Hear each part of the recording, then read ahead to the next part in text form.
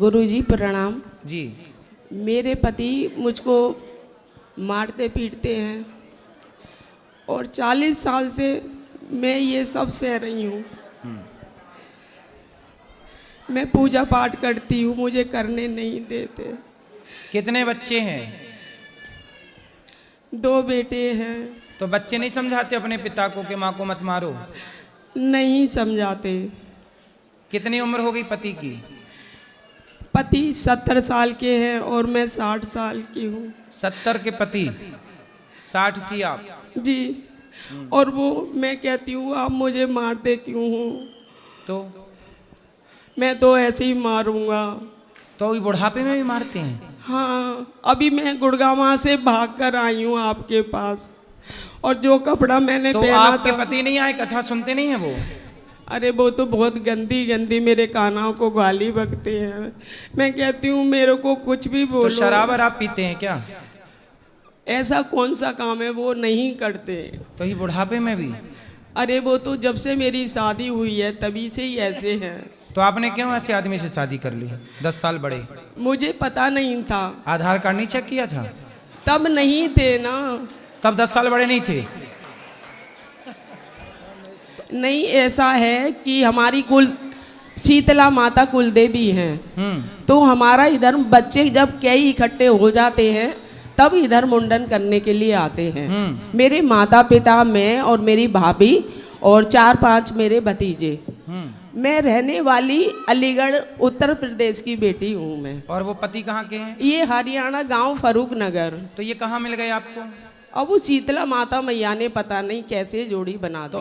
तो आपको मिले कि आपके माँ बाप ने कराई थी शादी?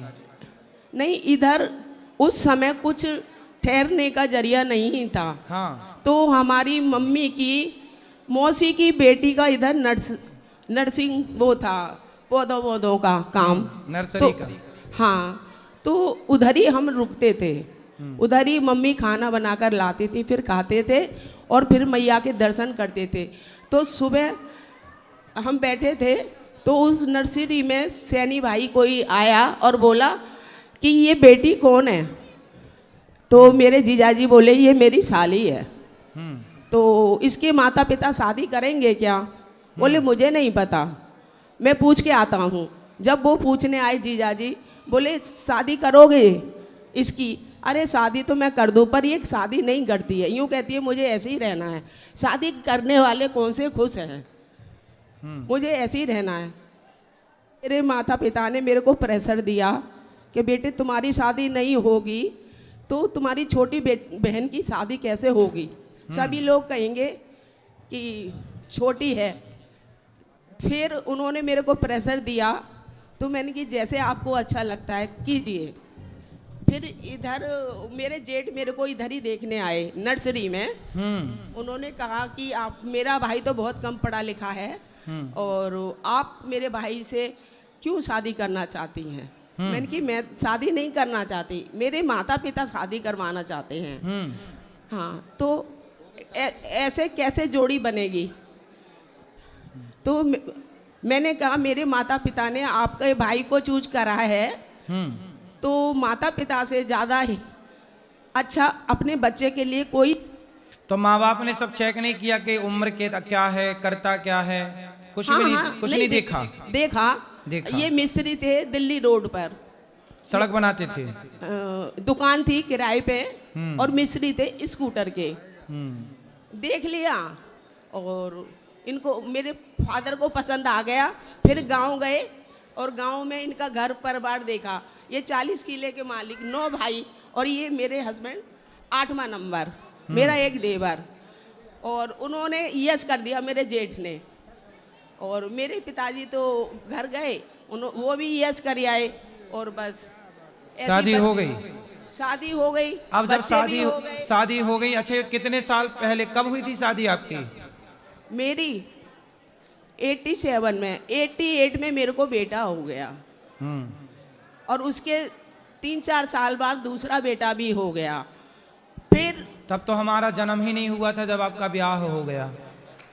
तो अभी भी वो मेरे को मारते, अभी भी मैं डोली कूद कर इधर तो आई हूँ। अब क्यों मारते, किस बात पे मारते हैं? तू क्यों पूजा करती है, तू क्यों राधे राधे करती है। उनको बोलना कि हम ब्याह ना करते आपसे तो आप बिना ब्याह के बुढ़े हो जाते। पर अब मैं इधर आ गई हूँ भाग कर, डोली कूद कर। वो लोग लगा के मेरे को कमरे में बंद कर देते हैं और मारते पीटते हैं। और मैंने कही मेरा काना मुझे भगा के ले जाएगा, तुम 10 कोठरी में मैं जाऊंगी, आप रोक के दिखाओ। और मैं इधर आ मैया गई देखो हूँ। हाथी निकल गया, पूंछ बची है। पर 70 साल के हो गए, बुढ़ापा आ गया, बुढ़ापे में क्यों भाग भाग रही हो। अब मैं उधर वापस कभी नहीं जाऊंगी और आपके श्री चरणों में ही अब देखो बच्चों के ब्याह हो गए, बच्चों के ब्याह हो गए, शादी। हाँ बहू अच्छी है, बहुत अच्छी हैं। तो बहू के संग रहो। अरे मैं रहूं, हाँ पर बेटे मेरे बाहर रहते हैं और कई करोड़ रुपए उनको दे देते हैं, तो वो मुंह चुप। नहीं तो बेटा बहू तो अच्छे हैं आपके। अरे जब उनको पैसे मिल जाते हैं ना। किसको? मेरे बेटों को, मेरी बहुओं को। मतलब आपके पति उनको पैसे देते हैं, मतलब आपके पति पैसे वाले हैं। हाँ, तो 40 किले के आपको मालिक। नहीं देते पैसा?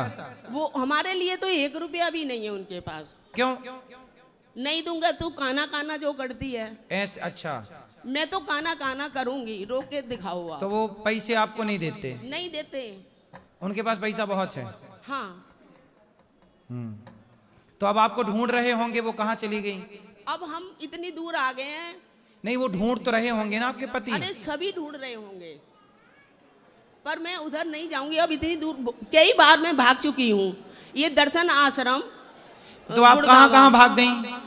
एक बार तो मैं दर्शन आश्रम भाग गई। हाँ। एक बार राधा स्वामी आश्रम भाग गई, उधर सेवा करने लग गई। तो पति को भी लेके आती ना, वो उनको हम नहीं आते, समझाते। उनको बोल दूंगी ना। अब तो उन्होंने वार्निंग दे दिया है कि अगर अब की भागी तो इधर घर में गड्ढा खोद के तेरे टुकड़े टुकड़े करके अंदर गाड़ दूंगा, फिर तू देख। तो 70 साल का बुढ़ा ये सब कर लेगा? अरे वो देखने में 70 साल का नहीं है, मैं बुढ़िया हो गई, वो तो अभी भी हट्टे कट्टे हैं। अरे क्या खाता पीता है बुढ़ापे में भाई? अरे बादाम, काजू, छुआरे और दारू सब कुछ खाता है वो। और मैं कहूंगी कि मेरे को 1 गिलास लस्सी दे दो। अच्छा, लस्सी पिएगी? चटोरी। तो आपको खाना पीना भी नहीं देते? ऐसे रोटी सब्जी दिया और लोग लगा दिया। आपने प्यार के बल पर जीता नहीं, अपने पति को बस में नहीं कर लिया? अरे मेरे कान्हा जी को बस में कर लिया, पर मेरा पति बस में नहीं हुआ। मैं तो कान्हा के लिए पागल हूँ। पति को कर लेती बस में, फिर उससे कराती दान पुण्य, उनको मैं कहती हूँ तो उससे मेरे कराती भक्ति, उसका भी भला होता। पर मैं क्या करूं, मैं तो भगवान से ये प्रे करती हूँ, भगवान इनको सद्बुद्धि देना। अब आप देने वाली थी बुद्धि, तो आप तो भाग के आ गई। अब कौन देगा बुद्धि पति को? अरे उनकी बहुएं हैं ना, उनका पैसा है। जिसके पास पैसा है ना गुरुजी, उसके पास दुनिया है।